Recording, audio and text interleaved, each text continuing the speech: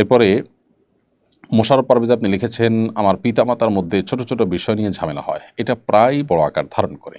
আমার বয়স 25, অবিবাহিত, তাদের অনেক বোঝানোর চেষ্টা করি কিন্তু বোঝে না আমার করণীয় কী। দেখুন, পিতামাতার মধ্যে যে সমস্ত ঝামেলা হয় সেগুলো আপনি মিটমাট করার চেষ্টা করার চাইতে ভালো হয় আপনার কোনো সিনিয়র ব্যক্তি যাদের কথা তারা শুনবেন তাদেরকে দিয়ে আপনি মিটমাট করার ব্যবস্থা করবেন।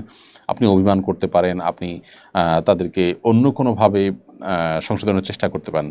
ছোট মানুষ হিসাবে বা সন্তান হিসাবে আপনি তাদের সাথে ব্যবহার খারাপ করা, যেই হোক না কেন, বাবা হোক আর মা হোক, এমনকি তিনি যদি তার সহধর্মিনীর সাথে ব্যবহার খারাপও করেন, তা আপনি সেটার বিচারের ভার হাতে নিয়ে আপনি সেখানে অন্যায় বা দুর্ব্যবহার তাদের সাথে করতে পারেন না। খুবই সেন্সিটিভ। অন্য কারোর মাধ্যমে করাবেন আর নিজে আপনি তাদেরকে যতটুকু পারেন বোঝাবেন, আল্লাহর কাছে দোয়া করবেন। আর পরিপূর্ণভাবে যদি তাদের সংশোধন করা কোনোভাবে সম্ভব না হয়, আল্লাহর পরে পরিপূর্ণ ন্যস্ত করবেন, কিন্তু আপনি কোনোভাবে আইন হাতে তুলবেন না।